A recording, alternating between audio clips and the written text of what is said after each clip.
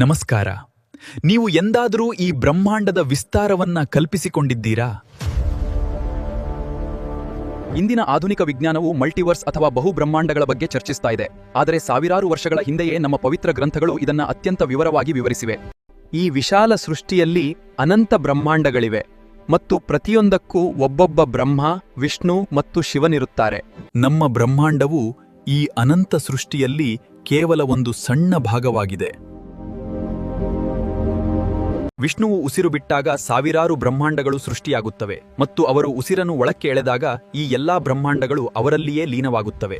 ನಾವು ವಾಸಿಸುವ ಬ್ರಹ್ಮಾಂಡವು ಕೇವಲ 4 ಮುಖದ ಬ್ರಹ್ಮನಿಂದ ಆಳಲ್ಪಡುತ್ತಾ ಇದ್ದು, ಸೃಷ್ಟಿಯಲ್ಲಿ ಇದು ಅತ್ಯಂತ ಚಿಕ್ಕದಾದ ಬ್ರಹ್ಮಾಂಡವಾಗಿದೆ. ಬೃಹತ್ ಕಾಲಚಕ್ರದ ಲೆಕ್ಕಾಚಾರ.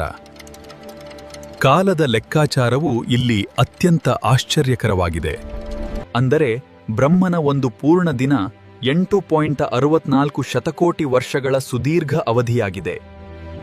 ಬ್ರಹ್ಮದೇವನ ಸಾಧು ಹಗಲು ಅಥವಾ ಕಲ್ಪ 4.32 ಶತಕೋಟಿ ವರ್ಷಗಳಾಗಿದ್ದು, ಅಷ್ಟೇ ಅವಧಿಯ ರಾತ್ರಿಯೂ ಇರುತ್ತದೆ. ಇಂತಹ 100 ವರ್ಷಗಳ ಕಾಲ ಬ್ರಹ್ಮನು ಜೀವಿಸ್ತಾನೆ. ಇದು ಒಟ್ಟು 311.04 ಟ್ರಿಲಿಯನ್ ವರ್ಷಗಳಾಗುತ್ತದೆ. ಪ್ರಸ್ತುತ ನಾವು ಬ್ರಹ್ಮನ ಜೀವಿತಾವಧಿಯ 51ನೇ ವರ್ಷದಲ್ಲಿದ್ದೇವೆ. ಪ್ರಸಿದ್ಧ ವಿಜ್ಞಾನಿ ಕಾರ್ಲ್ ಸಗಾನ್ ಹೇಳುವಂತೆ, ಆಧುನಿಕ ವಿಜ್ಞಾನದ ಕಾಲಗಣನೆಗೆ ಹತ್ತಿರವಿರುವ ಪುರಾತನ ತತ್ವಶಾಸ್ತ್ರಗಳಲ್ಲಿ ಇದೂ ಒಂದಾಗಿದೆ. ಈ ಅನಂತ ಚಕ್ರದಲ್ಲಿ ಜೀವನವು ಕರ್ಮಕ್ಕೆ ಅನುಗುಣವಾಗಿ ಹುಟ್ಟು ಮತ್ತು ಸಾವಿನ ಮೂಲಕ ಸಾಗುತ್ತದೆ.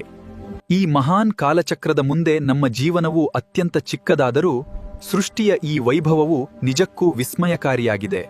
ದಯವಿಟ್ಟು ನಿಮ್ಮ ಬೆಂಬಲವನ್ನ ಲೈಕ್, ಶೇರ್ ಮತ್ತು ಸಬ್ಸ್ಕ್ರೈಬ್ ಮಾಡುವ ಮೂಲಕ ತೋರಿಸಿ.